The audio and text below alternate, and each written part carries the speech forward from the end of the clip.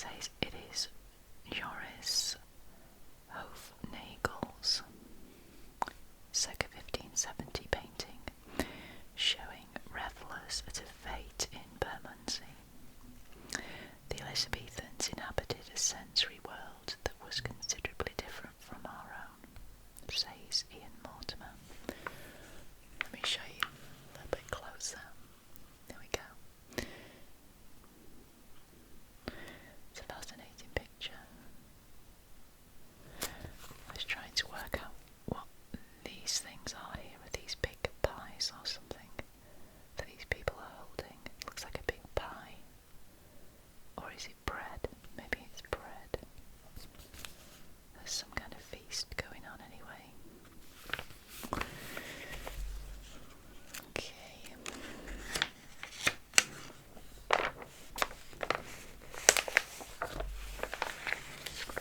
So let's have a read of this. Traditionally, the past is something we look at from afar. The very act of doing history is one of reaching for something that has gone and is therefore by definition out of reach. Therefore, it is hardly surprising that we approach its remains objectively, picking over them with a pair of metaphorical tweezers. But what would we feel if the past were not out of reach? Imagine how your ideas about the past would be different if you could get close up and personal with your forebears.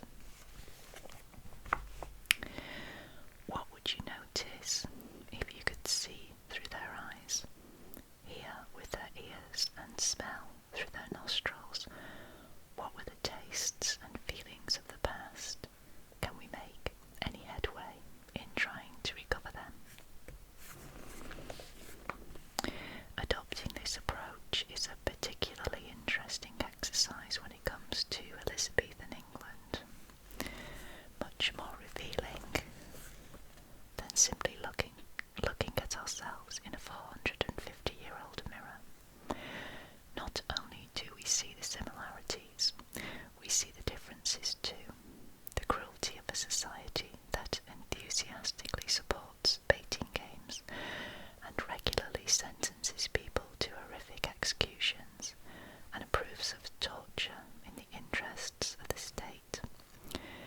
We see the extraordinary hierarchy, violence and misogyny of society, and how young people are, in brackets, half are under 22.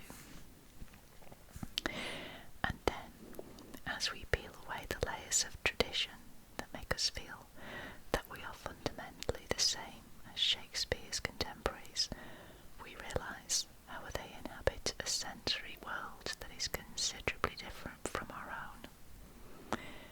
Few people can come to terms with humanity in another age and not see themselves in a new and sometimes quite disturbing light.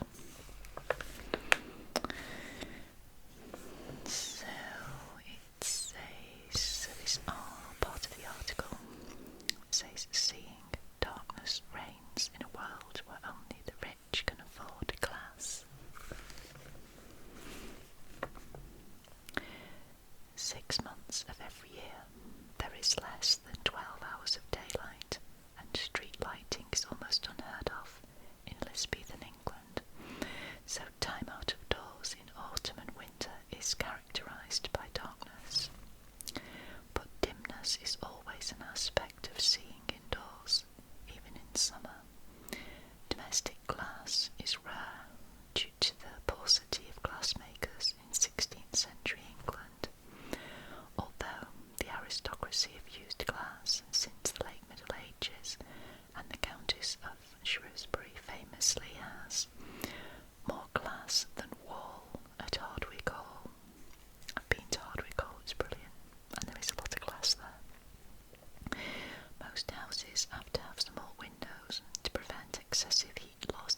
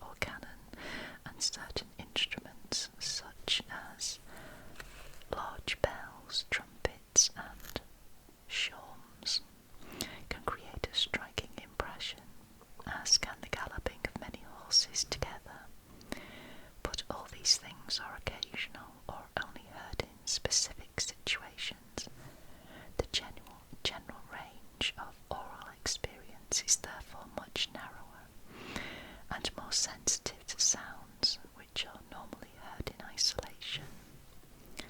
Elizabethans notice when a church bell rings the hour. They sometimes refer to a time as 10 of the bell rather than 10 of the clock, because they are used to listening out for the time. People also listen to music more intently because it stands out from their normal day-to-day silence. A large number of people play an instrument of some sort. At the bottom end of society, it is the bagpipes and fiddle that you will most often encounter. Walk into an alehouse in London at the end of the day, and you will frequently be encouraged to dance by a smiling musician or two. Most large towns employ their own small bands of musicians called waits, who regularly play in public. The wealthy employ their own bands to perform the airs and madrigals that are the most popular musical entertainment of the day. For most ordinary Elizabethans, however, it is a rare privilege to hear a 5-part air by Anthony Holborn. John Dowland or Thomas Morley played on a selection of viols and violins, citherns, recorders, flutes and keyboard instruments.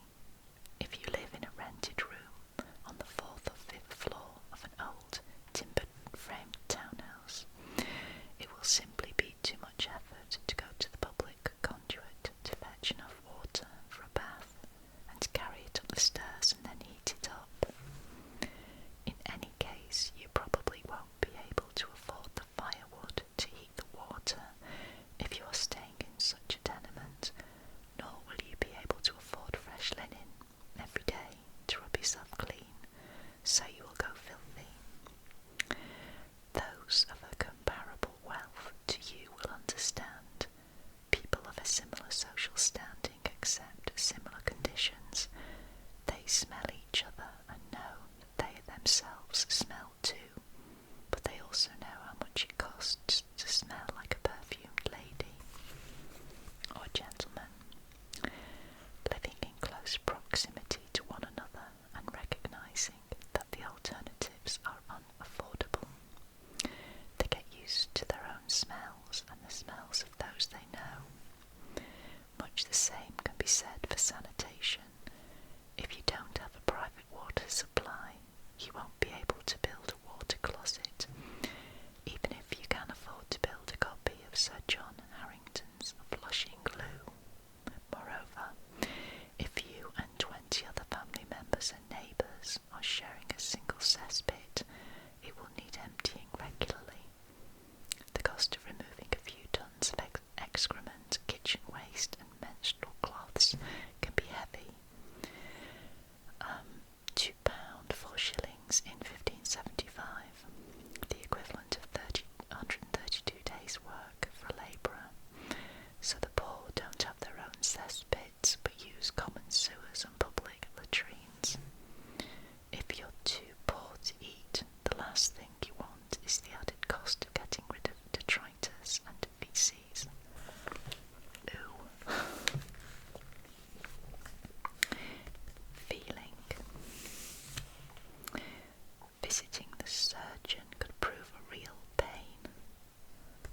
Now, let me show you a picture that says, this woodcut shows a surgeon performing an amputation in the 16th century.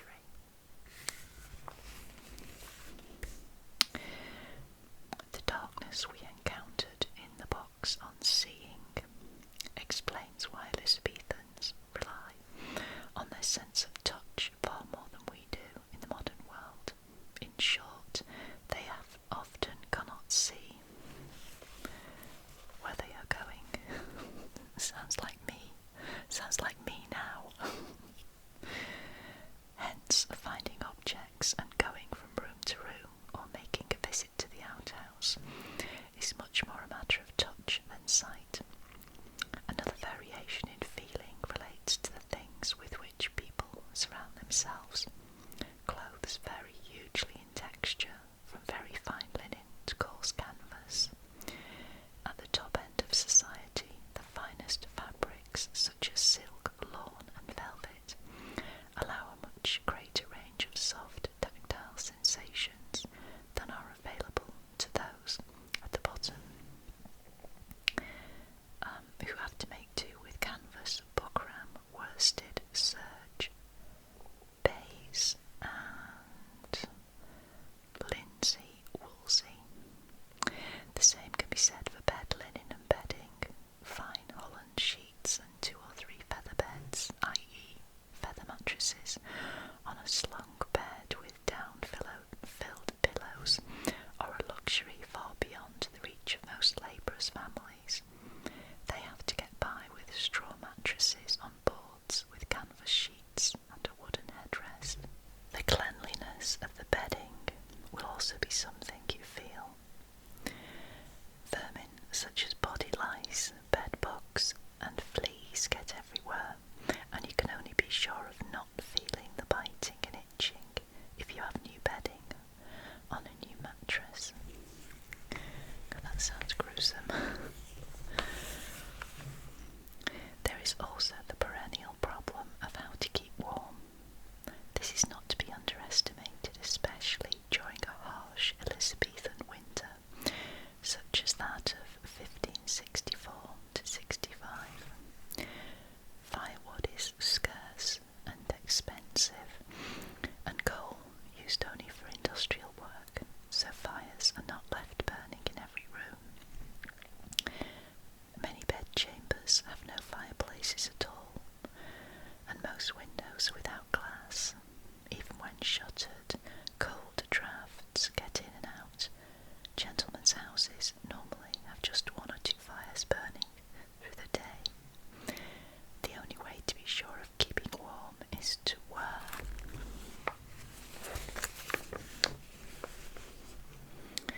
lots of layers and keep active. It is no wonder that the elderly do not last long, for the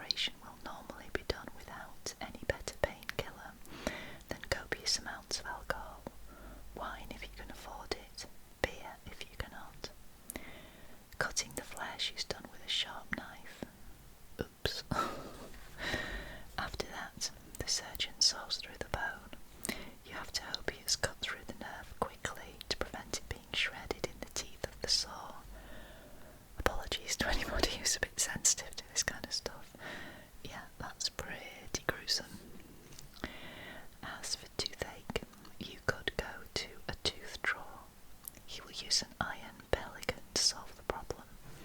This has a hook which goes under the tooth on the tongue side. The supporting side goes on the outside of the mouth. By means of a long handle, he yanks the tooth out. Gosh. If that doesn't appeal, you could always ask for help from your local blacksmith, who will do the same thing with his pliers. Well then, I'll have to remember that one. Taste. Hunger turns everyone into a foodie.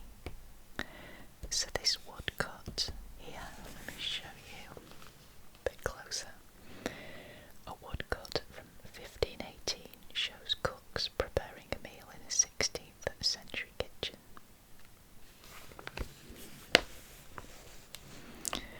It is said that there is no sauce quite like hunger. For this reason, you may safely assume that poor Elizabethans enjoy their plain meals just as much as the rich enjoy their feasts and banquets. Food is not as scarce as in the late medieval and early Tudor periods, and nowhere near as scarce as it was in early medieval times, but nonetheless you will be shocked at proportionately how expensive it is. Consider the price of meat in relation to a worker's wage. On average, an Elizabethan sheep costs 3 shillings, 9 times as much as the worker's daily wage in southern England, even though the largest sheep weigh about 60 pounds, much less than half the weight of their modern descendants. You might like to ponder on that ratio. If meat had the same value to us today, a small sheep would cost about £900, and a modern £180 animal about 3 times that. Another way of gauging how special food is to Elizabethans is to reflect that in the famine of 1594-97, thousands died of starvation. When you can't take meals for granted, the taste of food is going to occupy a more important position in your life. Godly chicken. The diet eaten by the poor will probably not strike you as particularly exciting. For them, however, chicken boiled for an hour with garlic and cabbage is an absolute godsend. Although you may turn your nose up at plain overboiled meat, it is just as well. It is overboiled when it is several days old. Both the water and the meat might poison you. This explains the tradition of boiling everything and serving it with butter. You will be surprised at how much butter is consumed by all classes. Without doubt, you will prefer to dine on the food of the rich. This especially applies if you enjoy roast meats. In order to entertain the Queen for just 2 days at Kirchling in 1577, Lord North lays in store 11.5 cows, 17.5 veal calves, 67 sheep, 7 lambs, 34 pigs, 96 conies, 8 stags, 16 bucks, 8 gammons of bacon, 32 geese, 363 capons, 6 turkeys, 32 swans, 273 ducks, 1 crane, 38 heron sows, 110 bitterns, 12 shovelers, 1,194 chickens, 2,604 pigeons, 106 pewits, 68 godwits, 18 gulls, 99 dotterels, 8 snipe, 29 knots, 28 plovers, 5 stints. I presume these are all birds. 18 redshanks, 2 yearwhelps, 22 partridges, 344 quail, 2 curlews, and a pheasant. And that's just the meat. Wow. Wow. For how many days was that? 2 days. That's crazy.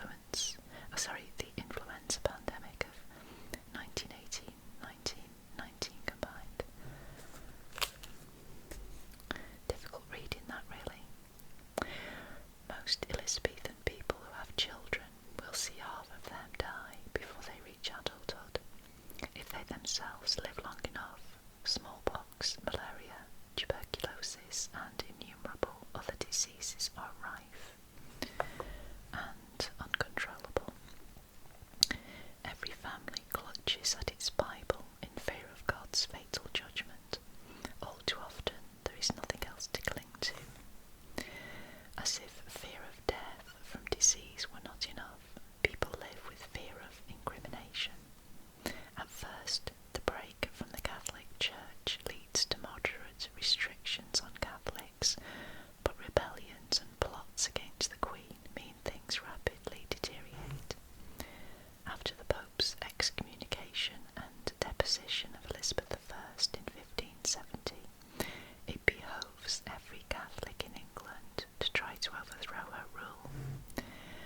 A wave of state persecution ensues, followed by a second, more bloody wave after the coming of the Jesuits in 1580, and further anti-Catholic legislation after the Armada, 1588. By the end of the reign, hearing Mass is a sufficient crime to warrant you being fined £133, and not attending church for a month will lead to a period of imprisonment. All the time people are watching you. You have to be careful what you say and do in public, even when among the servants in your own home. This ever-present, deep-seated unease with your fellow men and women might trouble you just as much as the lack of food and the prospect of dying from a fatal disease. If they see someone of the opposite sex enter your house after dark, people might report you to the authorities on suspicion of committing adultery. Then it is down to you to provide complicators to prove your innocence. If you do not, you will lose your good reputation, be humiliated in front of the community, and may find yourself shunned thereafter. People might report you simply out of envy or malice. This is especially the case with witchcraft. If someone's child dies and that person has a grudge against you, he or she might blame the death on your necromancy, especially